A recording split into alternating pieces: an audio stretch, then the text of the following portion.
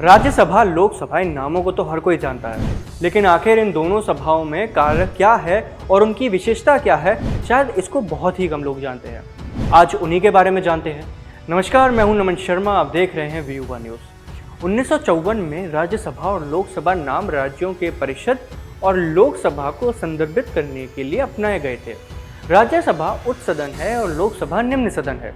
राज्यसभा भारतीय संघ के राज्य और केंद्र शासित प्रदेशों का प्रतिनिधित्व करती है। इसके विपरीत लोकसभा पूरे भारत के लोगों को प्रतिनिधित्व करती है। इसके बाद बात आती है कि भारतीय सदन में दो सदनों का क्या काम।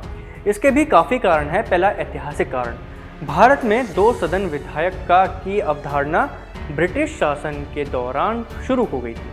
1947 में जब भारत को स्वतंत्रता मिली तो संविधान के निर्माता ने इस प्रणाली को बरकरार रखा। फिर आता है इसका राजनीतिक कारण।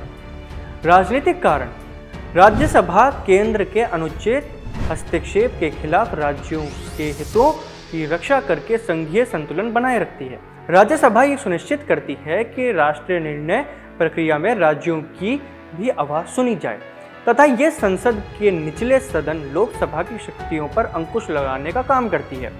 चलिए अब जरा लोकसभा और राज्यसभा में अंतर समझते हैं कि आखिर इन दोनों में क्या अंतर है।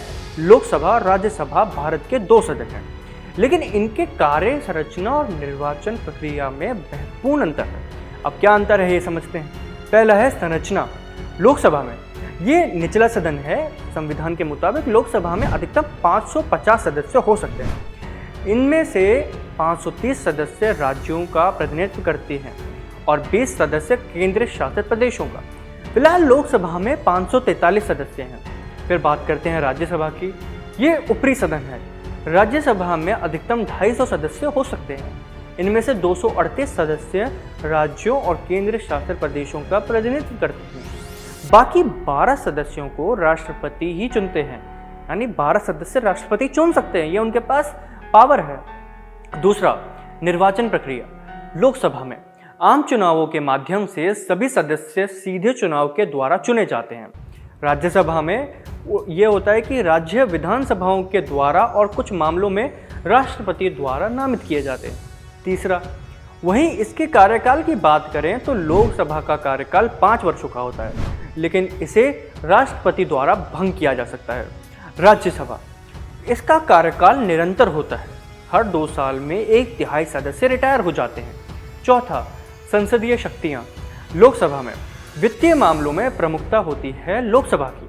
वो जो विधेयक है वित्त से जुड़े हुए, वो लोकसभा में ही पेश हो सकते हैं।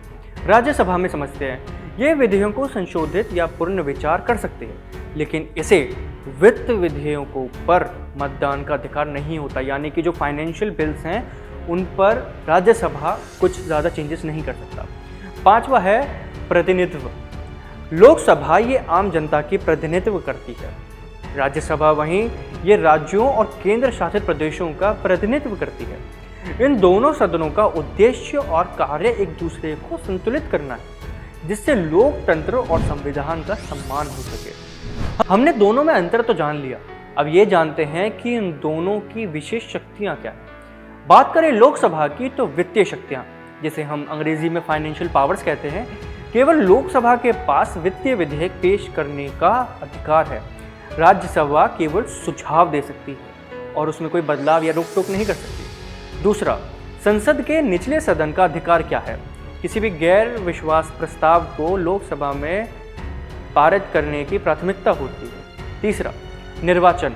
लोकसभा के सदस्य सीधे जनता द्वारा चुने जाते हैं, जिससे ये प्रतिनिधित्व का प्रमुख माध्यम बनता है। चौथा, महत्वपूर्ण कानून। लोकसभा में बहुमत से पास होने वाले विधेयक जल्दी कानून का रूप ले लेते हैं। पांचवा, सदस्यता की समाप्ति। यदि लोकसभा भंग हो जाती है तो उसके सदस्यों की सदस्यता समाप्त हो जाती है, जबकि राज्यसभा के सदस्यों का कार्यकाल स्थायी होता है। इन शक्तियों के माध्यम से लोकसभा भारत की राजनीतिक प्रक्रिया में महत्वपूर्ण भूमिका निभाती है।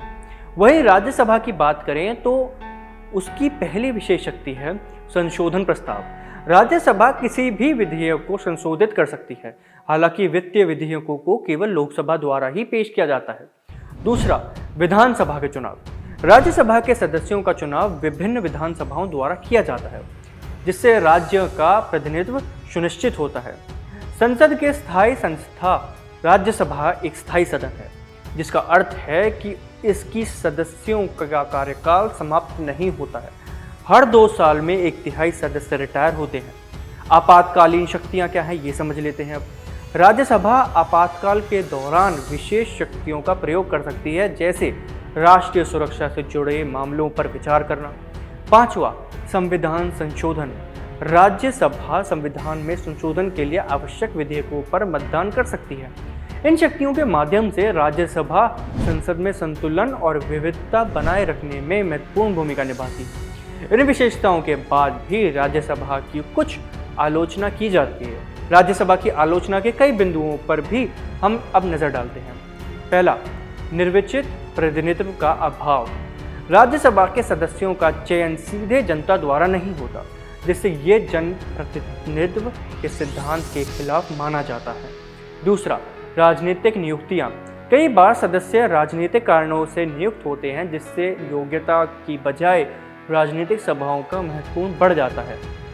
तीसरा, विपक्ष की आवाज़। कुछ आलोचकों का कहना है कि राज्यसभा में विपक्ष की आवाज़ कमज़ोर होती है, जिससे संतुलित विचार विमर्श में बाधा आती है। चौथा, संसद के कार्यों में बाधा। कभी कभी राज्यसभा द्वारा बिलों को पारित करने में देरी होती है, जो कानून निर्माण की प्रक्रिया को प्रभावित कर सकती है। 5वां, महत्व की कमी। कुछ लोग मानते हैं कि राज्यसभा की तुलना में लोकसभा की अधिक महत्व है, जिससे ये सदन कभी कभी उपेक्षित महसूस करता है। ये आलोचनाएं राज्यसभा की संरचना और कार्यप्रणाली में सुधार की आवश्यकता को दर्शाती है। तो ये था राज्यसभा और लोकसभा में अंतर। अब आप अंतर समझे या नहीं समझे, और आपको कौन सा लगता है कि राज्यसभा बहुत महत्वपूर्ण है या राज्यसभा ज़्यादा महत्वपूर्ण है, या कौन सी सदन ज़्यादा शक्तिशाली है, हमें कमेंट सेक्शन में ज़रूर बताएं। आप देख रहे थे वी युवा न्यूज़ में हूँ आपके साथ नमन शर्मा।